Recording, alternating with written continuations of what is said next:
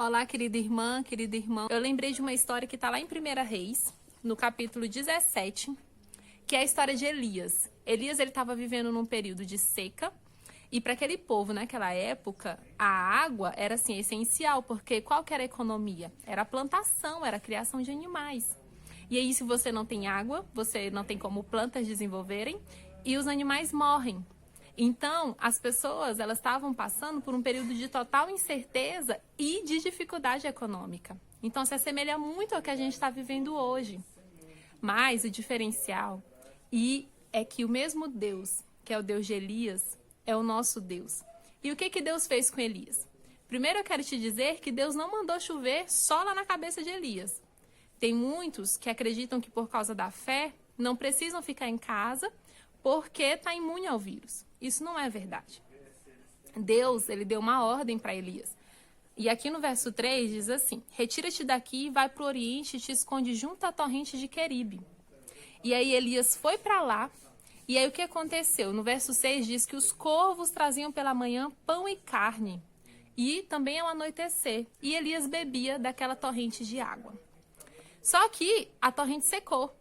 E aí Deus deu uma outra ordem para Elias. Elias, vai para a cidade ali de Serepta, que lá vai ter uma mulher que vai te dar de beber e de comer. E aí Elias aqui no verso 8, até o final do capítulo, vem trazendo essa história. Elias foi lá, encontrou a mulher falou assim: olha, como que eu vou te dar de comer se eu não tenho comida nem para mim nem para o meu filho? Mas aí Elias explicou os planos de Deus, falou para ele ir lá e fazer um bolo para ele. Ela foi, fez o bolo, e aí não faltou comida, não faltou trigo nem azeite na botija dessa mulher. O que eu quero com essa história te falar?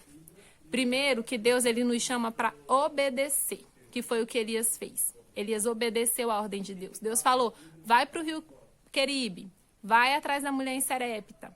Se Deus quisesse, ele tinha tornado Elias imune em nome da fé. Mas Deus, ele faz aquilo que a gente não pode fazer. Qual que é o nosso chamado hoje? Para ficar em casa. E a gente precisa obedecer. Outra coisa que Elias fez foi fazer a parte dele. Deus falou, ele obedeceu e Elias fez a parte dele. Elias foi para perto do riacho. Elias foi até o encontro da mulher. E uma terceira coisa é ter fé. Porque acreditar que Deus, ele ia cuidar dele lá naquele riacho onde não tinha ninguém, onde não tinha um fogo, não tinha nada, é ter fé. Acreditar que uma desconhecida vai te alimentar também é ter fé. Então, Deus, ele falou para Elias fazer essas três coisas. E essas três lições que Elias fez, a gente pode aprender e colocar em prática na nossa vida hoje. Que é obedecer, ficar na nossa casa, fazer a nossa parte, que é limpar as nossas mãos, evitar aglomeração e ficar isolado quem puder, né? E ter fé.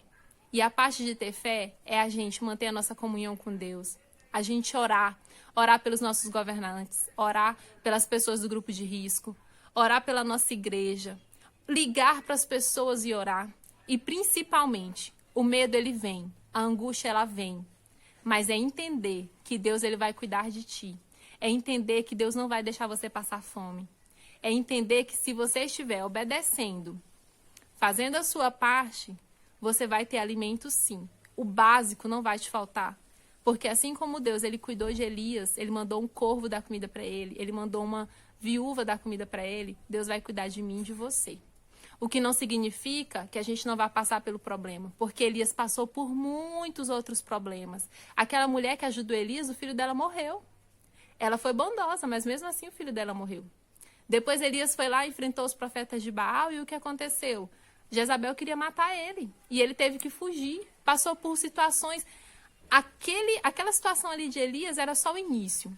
A situação ficou muito pior. E se a nossa situação ficar muito pior, a ponto de provar a nossa fé, que a gente permaneça fiel, obedecendo, fazendo nossa parte e tendo fé. Porque Deus ele vai cuidar da gente, assim como ele cuidou de Elias. Beijos, que Deus conforte o teu coração e que você siga aí essas 3 dicas.